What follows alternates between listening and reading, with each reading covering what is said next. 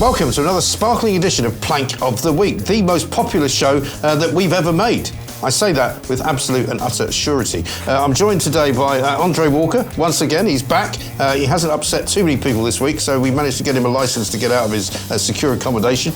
Reem Ibrahim here for the first time. Reem, welcome to Plank of the Week. Thank you so much for having me on. Thank you so much for coming. It's a very straightforward show. All we do is look at all the people who have done something stupid this week and nominate them. So we're going to give you the first go since you're the newbie. What would you like to start with? As a newbie and as a university student, I would like to nominate the University College Union. It's a very good idea. They've decided today to vote on yet another strike. We've had, consistently so many different strikes, all over the same things, sort of pays and pensions and workplace requirements, and it's just ridiculous. I mean, we're the ones that are really getting hurt as students. Yeah, I mean, I've often asked the question, what do university lecturers actually do?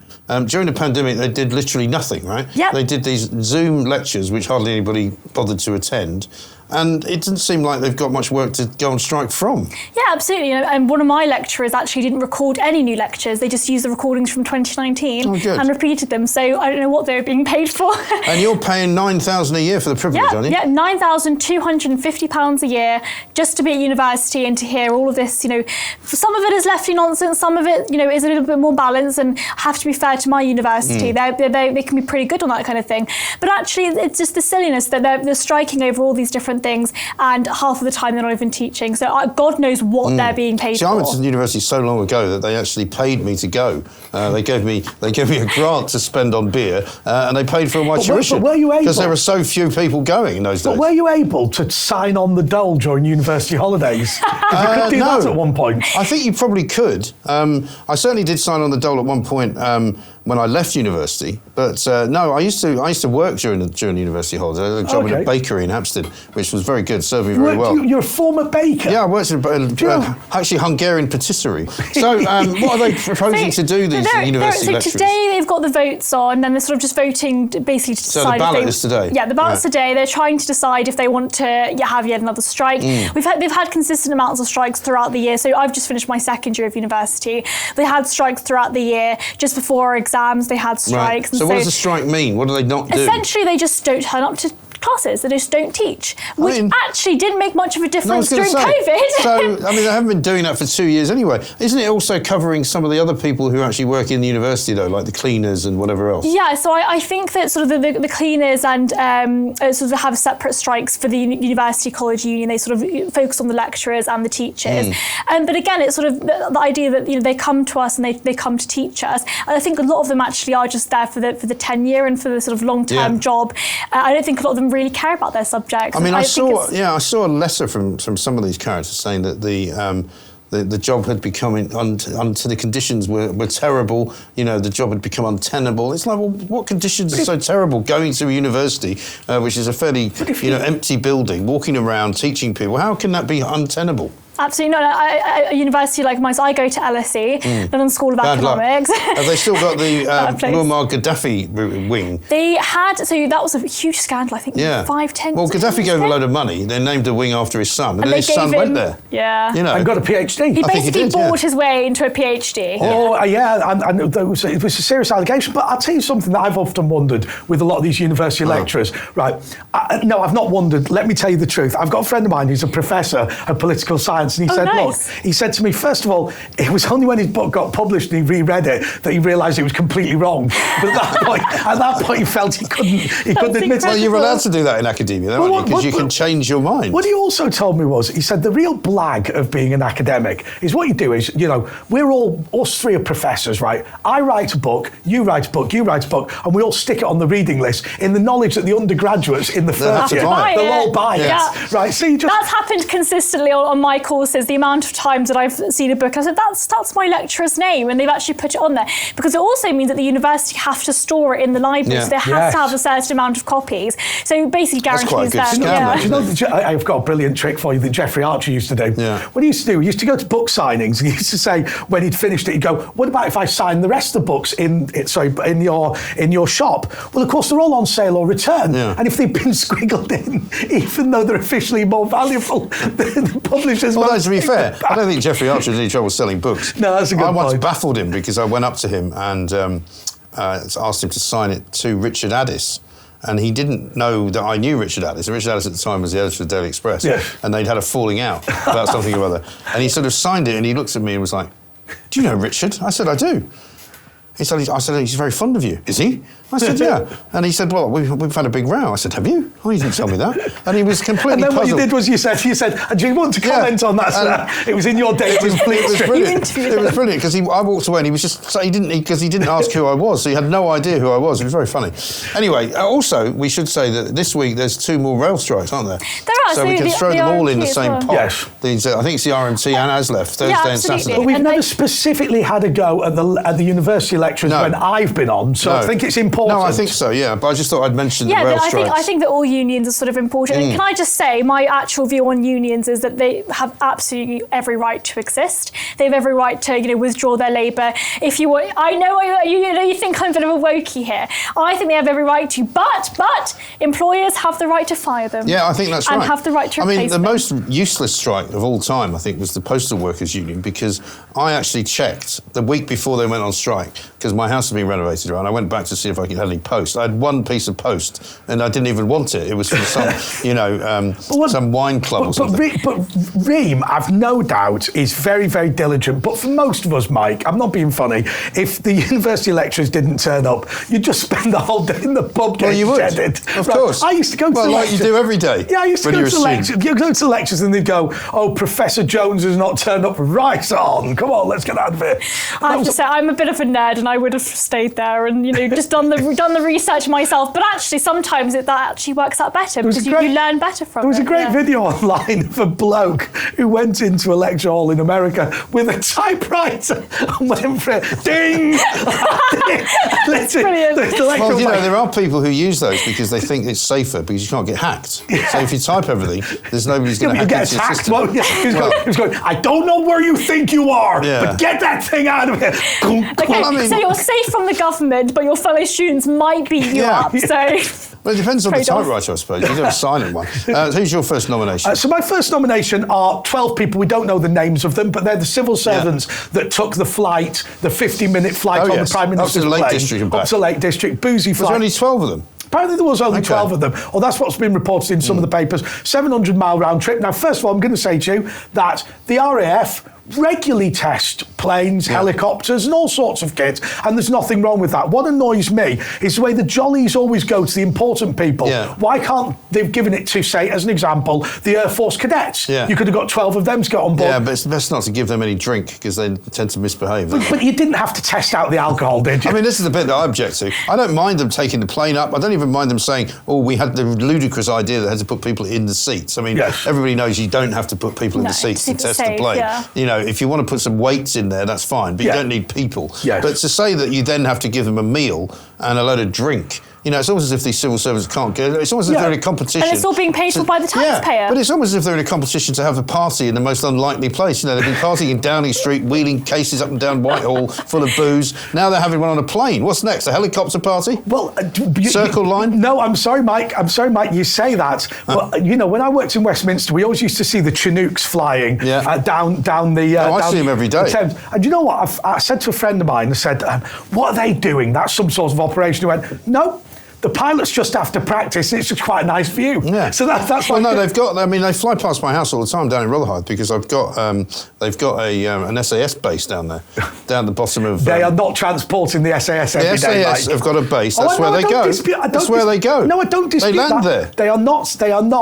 They are not transporting the SAS. Well, they just fly from place to place. Yeah, but one of the places they fly to is the SAS. Oh, yeah, flight towers. Why do you have to get the flight towers in just for the lols? Yeah, so obviously they do have to practice for a certain number of hours. What the argument goes that, look, we've got to fly around anyway. We might as well put people on board just so they have a bit of fun. Now, if you're going to say that, I don't necessarily have a problem with that. But what I do have a problem with is the choice of the people. So if you decide, look, we need to fly a Chinook around empty, should we get a group of people on? Well, all right, what about people who've, I don't know, done something good for their community or but it's whatever. not a jolly, though. That's the point, is they shouldn't be taking people up in them, because what if it crashed, for example, and then you've got a load of innocent people? Hang on a second. Safety issue, yeah. Hang on a second. Oh, there were civil servants on board. What if it crashed? Can I withdraw this? Well, no, I don't think you can say that. Obviously, you're only joking. No, but there's also, I mean, I also see in the river down by where I am, down by Canary Wharf, is the special boat service. Yes. They perform practice manoeuvres, and They they're do. terrifying looking. Yeah. These big black sort of ribbed boats, and they've all got machine guns. I saw. And they do like figures of 8 donuts. They've got the cool guns as well. Yeah, they got the cool guns. I mean, they look very hot, actually. Hey, I'll tell you what. I saw something when I worked at City Hall, which was a boat that came down the Thames, and it had, rather than the red ensign to show, or whatever it is, the thing that shows it's a British ship, or indeed something else, it was flying the EU flag, which is not recognised by anyone as a national flag. Therefore, the SBS boarded it. I bet they're a bunch of like European federalists, aren't absolutely. they? My God. Absolutely. They later transported Geldof in that attack on Farage. And I bet those civil servants would love to be a part of the European Federation and have Tony Blair as their president of Europe. They would love that. Absolutely right. Horrendous. Well, that's a pretty good one. I'm going to go first of all with the BBC, and there's so many reasons to see the BBC this week. One is Have I Got News for Boris, which was the show they did, special edition of Have I Got News for You, with Jack Dee in the chair, Ian Hislop, and all the usual suspects. And it was absolutely horrendous. I watched it, and people have said to me, "Oh, well, you're a bit of a snowflake," saying that you were offended. I wasn't offended. I just said nobody else would be subject to this treatment. They wouldn't do a show about Diane Abbott and use the C word and the F word, which they did quite liberally, even though it was going out on a Saturday night and a Friday night and a Sunday night, and it's on iPlayer for the rest of the time. Does Ofcom actually allow that? Well, apparently they must, because the BBC does get away with stuff like that. I mean, we wouldn't if we did it. If I said the C word on this show, it would get bleeped out, and if it didn't get bleeped out, we'd probably be fined. Forgive me if I'm wrong, but I think that Ofcom don't regulate the BBC. The BBC Trust. Well, the BBC Trust does, but similarly, if they do something which is particularly horrendous, they can be referred to Ofcom, is my understanding. Yeah, I think you're right, but I think they can be referred. But it was just the sort of the tone of it all. These people absolutely hate Boris Johnson. And we watched today as he walked out of Downing Street. He was being applauded, people were cheering.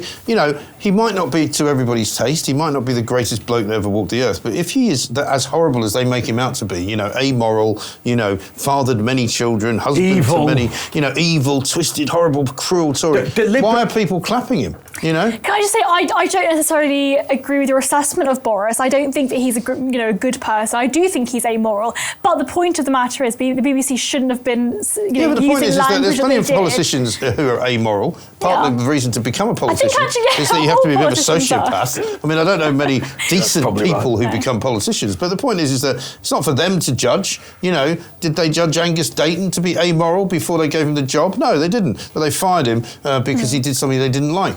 So, I just think it's hypocritical for the BBC to spend all of this money producing a show which is out of date anyway, and of course they kept talking as though he wasn't elected by a majority of the people. No, they talk about Tories as though, they were making fun of Tory voters. Evil Tories. Well, why do we have an 80% majority? They're all lying in exactly hospital beds. I don't know what's going on. They're all old. If you started making fun of old people who weren't Tory voters, you'd be thrown off the air. It's exactly the same as when Kemi Badenoch was not black, and Margaret Thatcher was not a woman. It's just ludicrous. I mean, I thought, by the way, that Emily Maitlis? Yeah. I mean, I thought that she wasn't a hypocrite, right? So she never complained about the head of the BBC Radio being a former Labour cabinet minister. She never complained about a Labour apparatchik coming into her own company. She was bothered about when a Conservative was on the BBC board. But she's not a hypocrite. She's a factional leftist. Yeah. Right? Because she didn't care about bias. It was the fact that there was a Conservative there. But this is a woman as well who said that it's not a fair debate to have one pro-Brexit and one anti-Brexit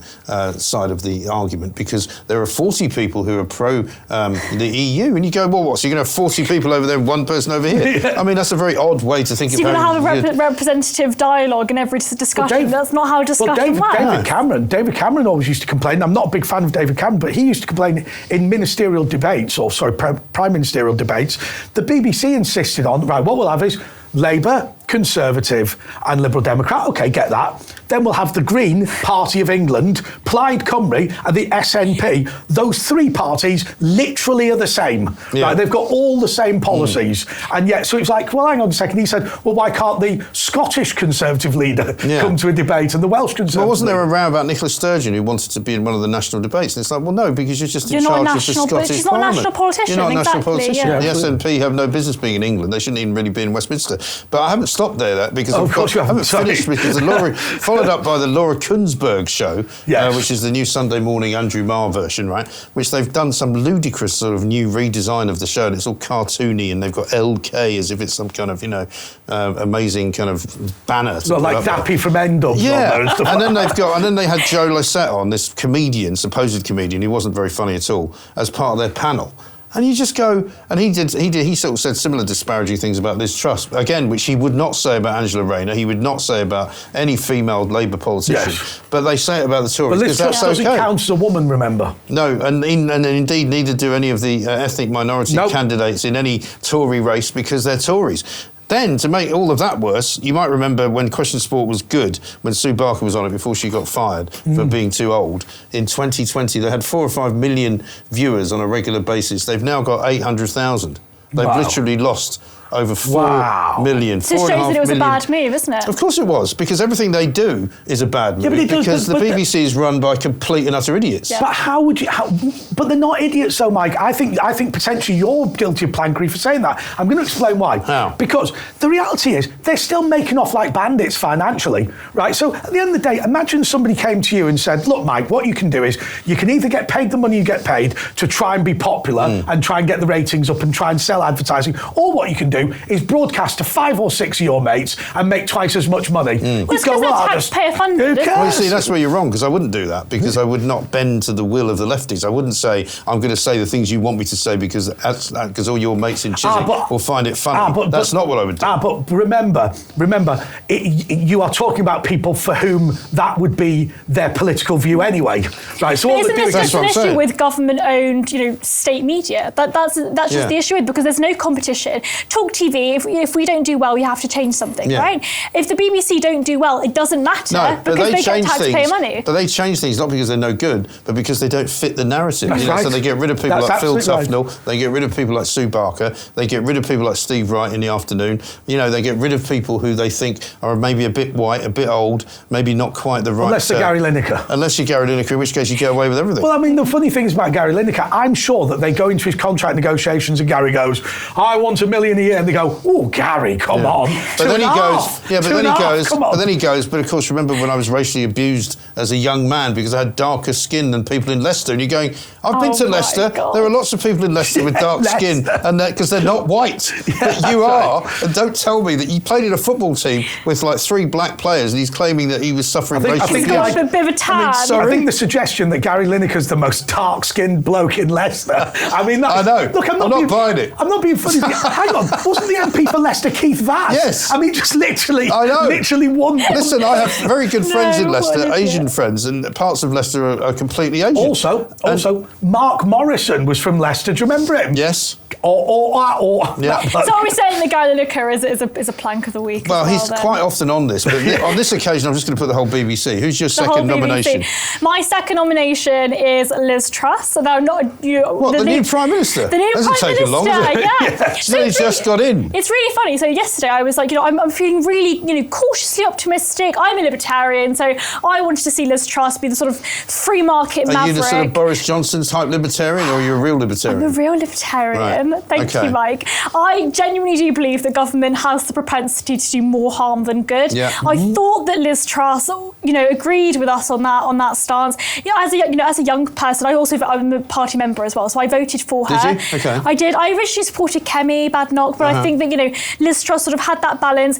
Within 24 hours, she's already gone back on her word of being a free market liberal, and she's going to impose an energy price cap. She's going to restrict. And I'm not saying that we have to do something about the energy crisis. I think these are extraordinary times. These are extraordinary times, but the ridiculousness of the situation is that within 24 hours, she's gone back on her word. She's not explained what it is, and she's going to announce it on Thursday. So she's made an announcement for an announcement on Thursday. Well, she might have changed her mind by then, of course. So she might have done a double U-turn. I hope she does do another U-turn because it's ridiculous. Isn't that an O? Yes, a it double is. U-turn. Well, it depends on how you do it. It could be a sort of one of those S-shaped Little things. circle. Okay, right. Okay, well, circle then. We hope she's a circle. She's done an O. She's But I done mean, an to be O fair, turn. the one thing she's famous for is changing her mind, because she was, of course, famously a Lib Dem. She was a Yes. Remainer, then she was a Libertarian. She might end up being a communist by the end of the week. I have to say, though, No, I but she's don't heading think... towards the right, isn't she? What's going to happen is she's going to be having tea with Nick Griffin. Well, according to her father, hates her, sort of moved to the right so much, doesn't speak to her. Give us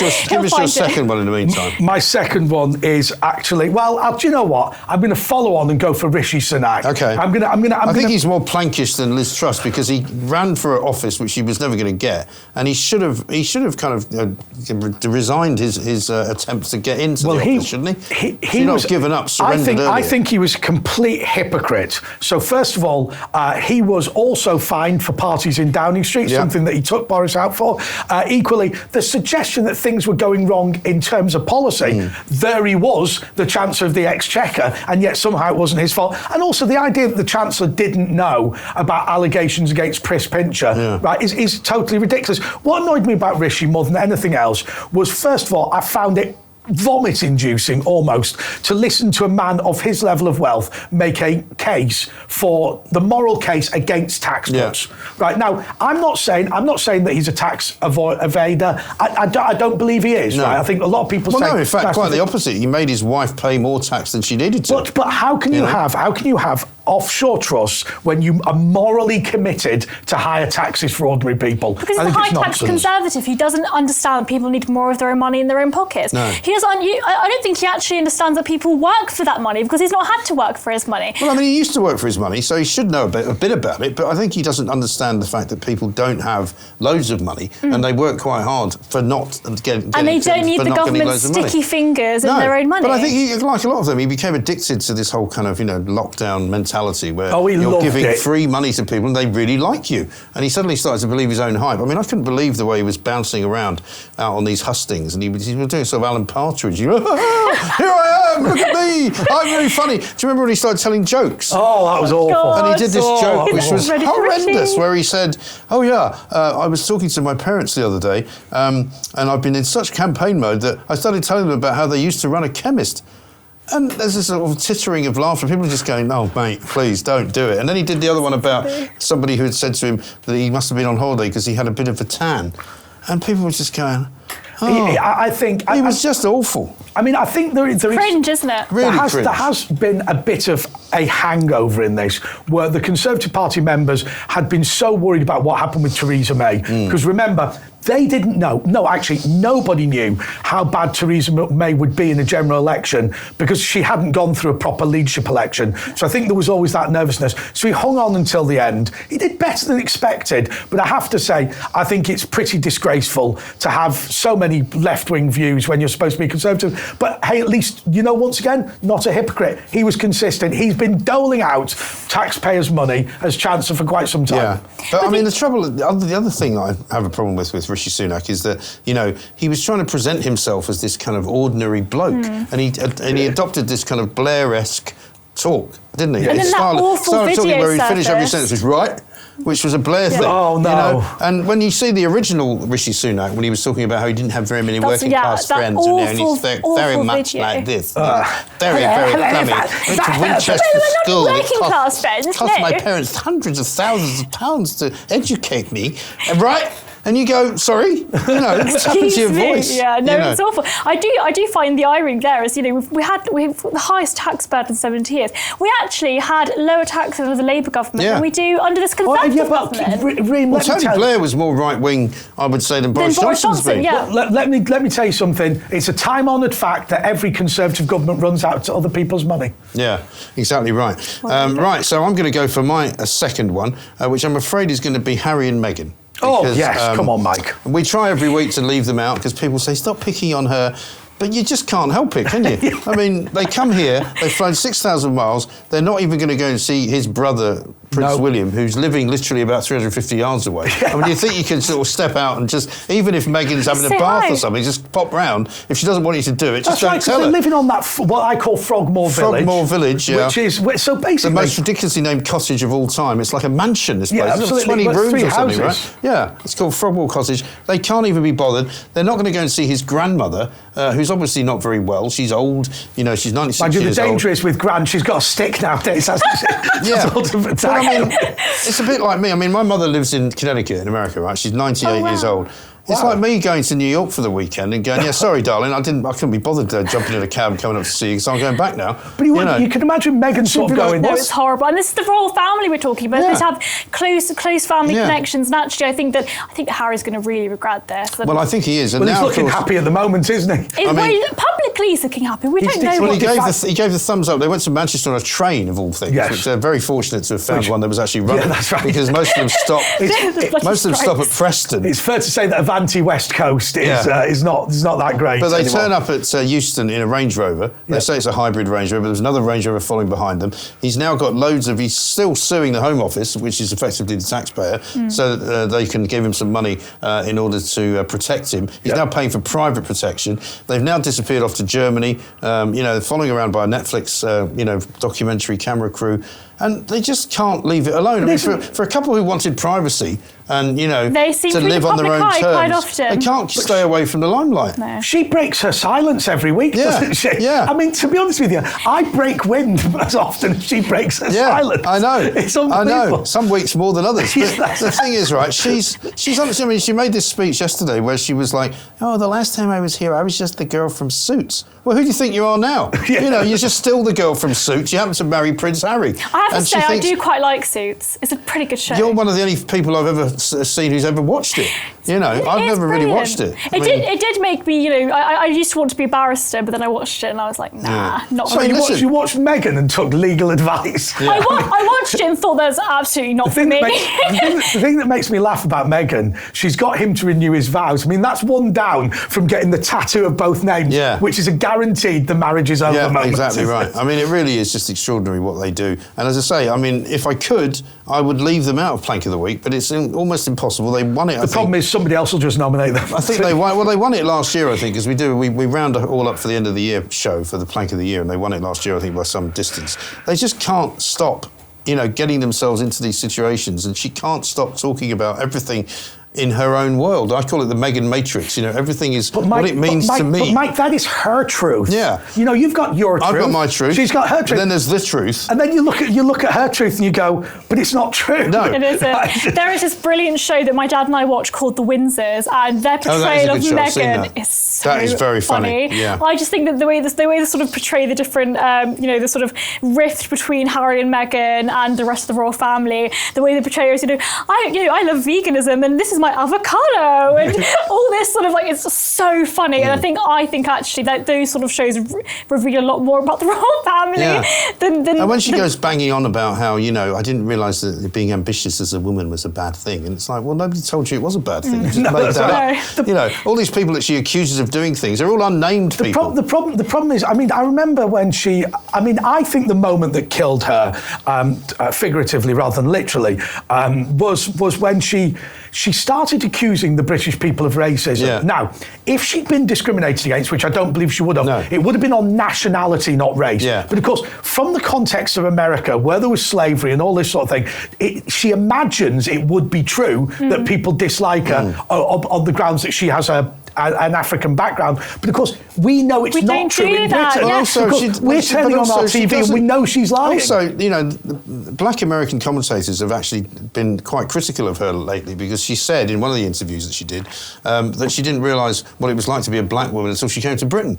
And people in America are going, because America's a much more racist country than Britain, without any shadow of a doubt. And people over there are saying, well, if you didn't realise that what being a black woman was all about in America, then you're not really black. No. Because you can't not have that experience. I mean, we can also interpret the way that she looks and sort of how, white passing she is and all this lefty nonsense. What I will say is that it's this thing where we import American politics into the UK. We saw it with the BLM movement. moment. With the protests the greatest in London. cultural export of America in recent years. All these protests, so people saying, well, we're showing solidarity. No, you're not. You're blocking traffic. You're shouting in the streets about something that does not apply here. Yeah, that you don't understand as well. Ridiculous.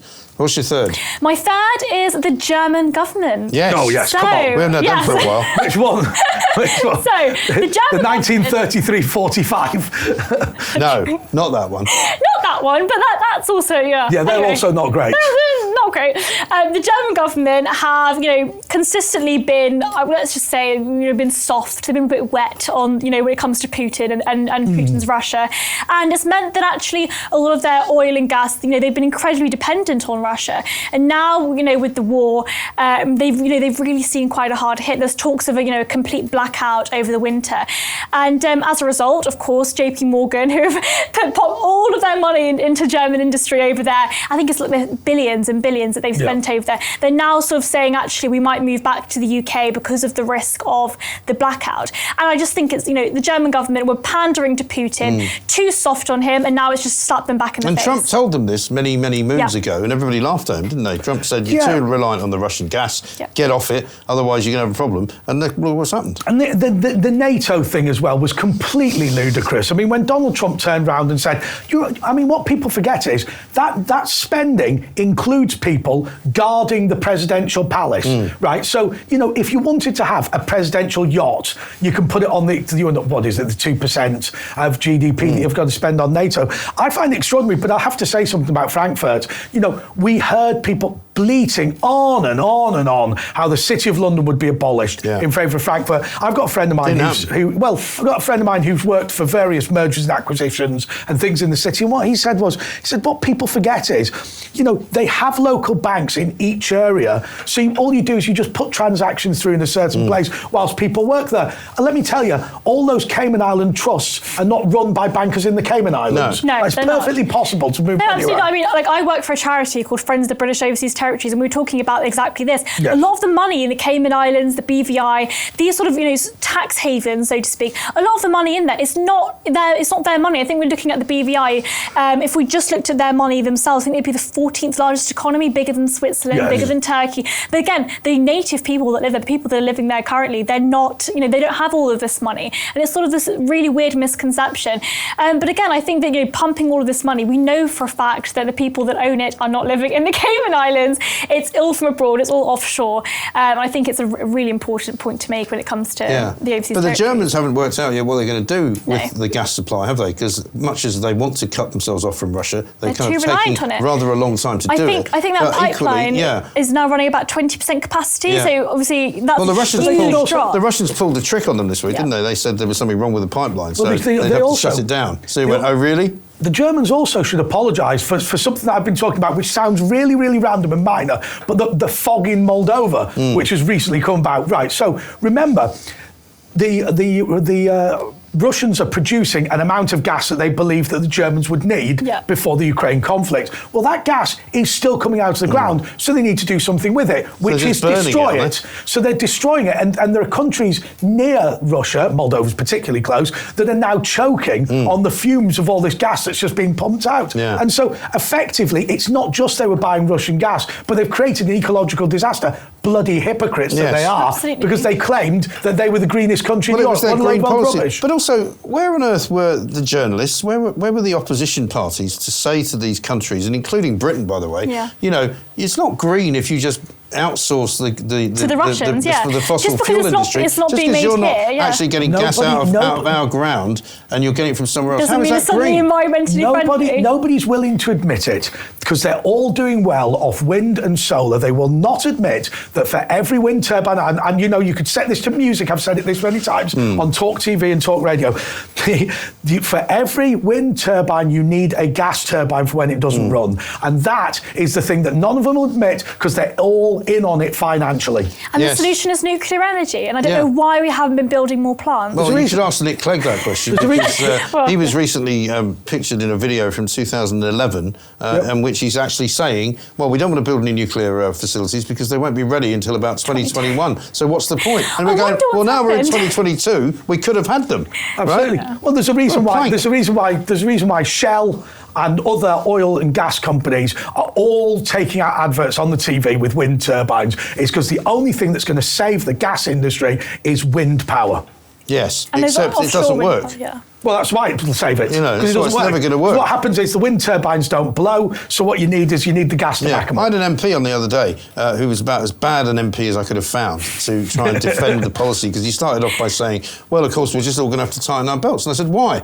Why are we going to have to tighten our belts? Because of your failed policy for 20 years. Damn right. And he went, and by the end of the conversation, he was agreeing with me. I said, so you've now, because he said, well, it's not our fault. I said, well, it is your fault. You have done this deliberately because you wanted to have a green energy policy. And as a result, we have no energy. And without being funny, going back to what we said earlier about Liz Truss, it has to be said that my opposition to the energy price cap, first of all, because it goes up all the time, but secondly, the reality is we have inflicted this problem on ourselves with this ludicrous net zero. So what we've decided to do is cause the problem ourselves and then just give the energy companies £1 billion to resolve it. I know. Nuts. I am glad that she has said that she'll cut the green energy levy, and I hope that she does, because if she doesn't, then I'll be really quite angry about that. I think that's a really clear thing with making people spend more on their energy just because of the environmental impact that it has. I think that's ridiculous. It's totally ridiculous, because all of the kind of assertions that they make about how we will get to net zero, I always say to them, and then what? What happens then? How does my life improve when we get to net zero? Our life is not improved by it. Yeah, no, it isn't. I think Kemi Badenoch spoke about this really well, because she said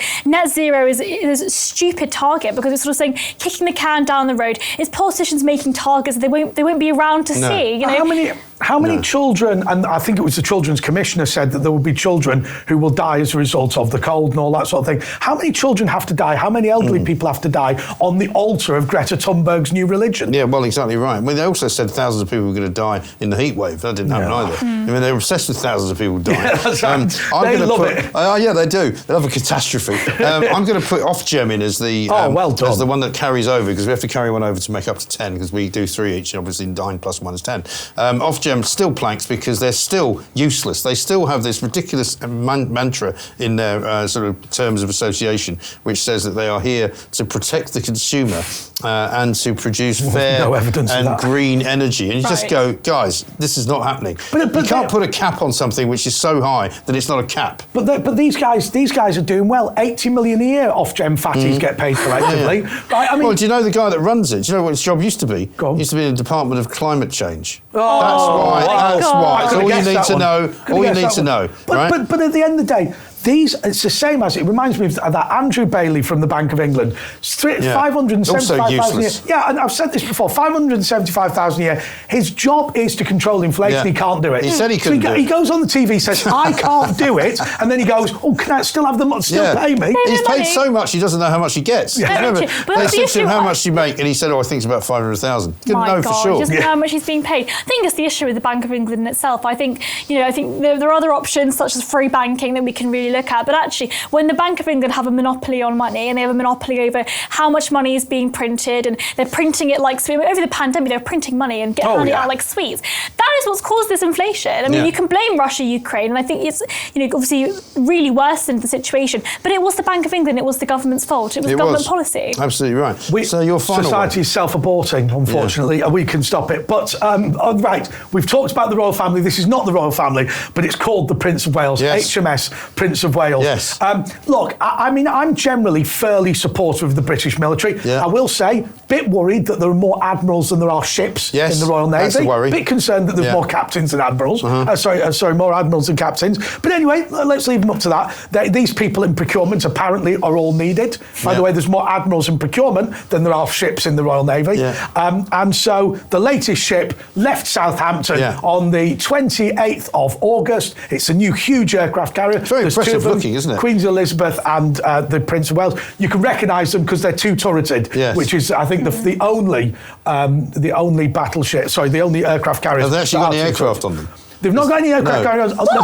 No, to be fair. They haven't got any planes. To be fair, they haven't got any planes. To be fair, this is a period of 4 months where they're going to be testing the ship. Yes. Unfortunately, whatever they've done, has caused so much damage that this boat will now have to be taken into a dry dock and repaired. And the 4-month test of this ship will have to be done on another ship. Yes. No. Now that is full grade plank. That was weapons grade. Planks on sea is what it is, right? They only got as far as the Isle of Wight, which, if you know the area, is a bit like me walking from here to London Bridge Station on my way to the airport. Do we get to use a walk the plank? I think we should. I think that whoever is the pilot, because apparently it was some kind of a crankshaft problem. Yes. And the propeller didn't work. Now, call me old-fashioned, but if you're setting sail in a warship, surely the first thing you check is the propeller. You go, is the propeller working all right? And there'll be somebody at the back end of the boat going, yeah, I've just checked, it's fine. Apparently they didn't do that. They got to just about off the coast of the Isle of Wight and it just stopped working. I mean, actually, it has to be said, and we do have some American viewers, but I mean, Southampton to the Isle of Wight, I mean, it's hard. I mean, it's probably the length of that. Yes, They have to try it's to quite an mess up. expensive journey from Southampton to the Isle of Wight, or even from Portsmouth to the Isle of Wight, because it's a limited sort of ferry capacity thing. But for £3 billion, you think you get a bit further.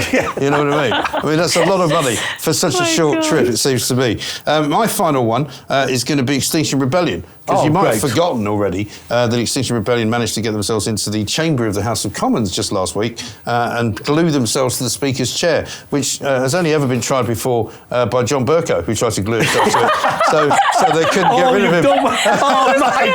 Michael, that was sensational. I've only just thought of that. But anyway, he failed. That's the best joke you've ever cracked. It probably is. Although the other one I heard today, which was quite good, which was that getting Liz Truss as Prime Minister is a bit like that time U2 gave everybody the free album in their iTunes when they didn't ask for it. I don't know if you remember that, but anyway. So first of all, the House of Commons surely must be at full, because I thought to myself, hang on a minute, you know the House of Commons pretty well. Yeah. You work down there. You can't really get into it, in my view, unless you've got an appointment with an MP or you're a journalist or something. You go through Cromwell's entry. You have to go through that sort of super rigmarole of waiting like in a queue. Security. And then you go through the security arch and all that.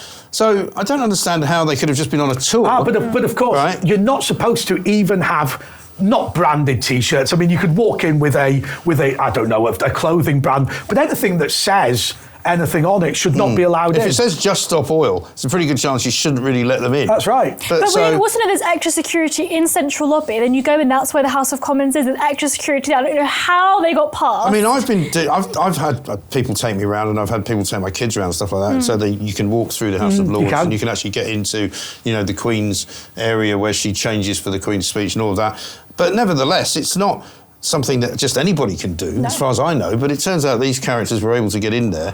And then when they did glue themselves, I'm thinking to myself, hang on, this is the home of the democracy of this country. It's the mother of all parliaments, as some people would say.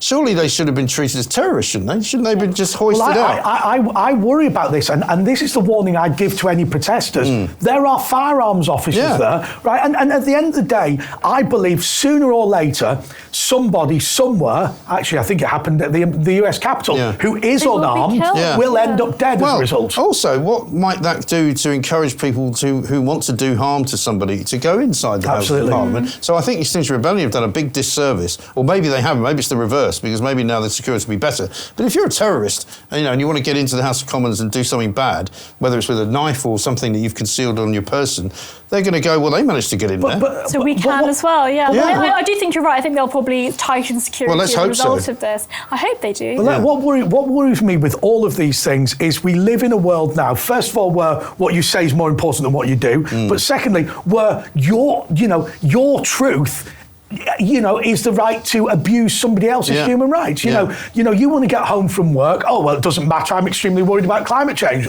So I'm going to glue myself to the train. Yeah, I know. But the issue is, what I happen to know as well is that they're going to have a campaign through this month, apparently.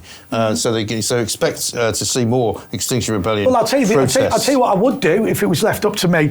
I would now go through the phones of all the Stink Bomb Rebellion people and arrest them for terrorism. Stick them on under terrorism. I'll never understand it. I mean, a lot of these people are my age. I will never understand what sort of higher force pushes them to do this, because it's ridiculous. ridiculous. they've spent time, I mean, you'd know better than us two, but they've spent time at school being told that this world is going to end in 20 years unless they do something. And they believe it, And they believe it. But also their mantra... We were told that. We were told that, the world is going to end But if you you didn't don't believe protect them. it. But we just don't, you think for yourself, you don't believe it. You read other things. Yeah, right. And I'm thankful that I had Yeah, but parents it's still that child helped me with abuse that. by some of the schools. Not all. Yeah. by No, some but schools. the other thing is that also they not only believe what they're told, but they actually think that we don't know about it, and they go, "Oh, but we have to raise awareness." No, they think It's we're deliberately destroying the No, earth. but it's like but it's the only thing we talk about. I mean, Yeah. how many? When's the last time you didn't talk about climate change on any given day? Yeah, it comes right. up every single day at some point or other in every show that we do, That's in true. every situation that we're in. And what I find ridiculous is that a lot of, so you take the Green Party, for example, not that they're any more radical than the Extinction Rebellion, but they will talk about how, how fracking is awful, how, the environmental impact is so bad, but then they'll be against nuclear energy. If this is an actual solution that will solve the crisis, and they're against it, they're Yeah. just idiots. They're just the They're Luddites. planks. They are. Right. Well, I think that's it. We've come to the end. We've each nominated 3, and plus we've got the carryover. So this is the bit where we whittle it all down to 1. So, Reem, tell us your 3, and I'll get Andre to pick his favourite one of your 3. Yep, so mine was the German government, Liz Truss, and the university college unions. Oh, I have to say to you, in honour of you, because I think it's important that people come with their own sort of background ideas or whatever, it has to be the university college unions. I'm not putting Liz Truss in at this stage. And the German government,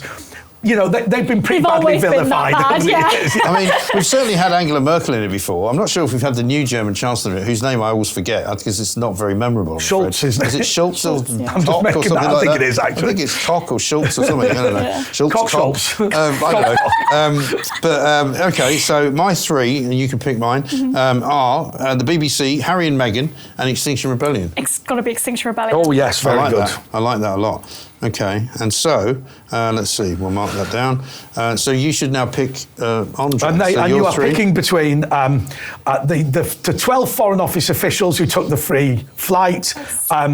The Dirty Richard- Dozen. The Dirty Dozen. He's on fire. He's on fire today, tonight, Mike, aren't isn't he? you? Absolutely on fire. He's taking his fun pill today. Okay. Yeah, so it's the Dirty Dozen. The Dirty Dozen. Let's Yeah. go for it. Then Rishi Sunak and the people, whoever they were, responsible for HMS Prince of Wales dying in the Solent. Up until the Isle of Wight, it's got to be the HMS. I mean, I think it has. I think seriously. that is a pretty big blunder because for me last week, particularly with last week being what it was like the last weekend of sort of Boris Johnson's premiership, and as everything sort of fell about around his ears, even the Royal Navy doesn't work now.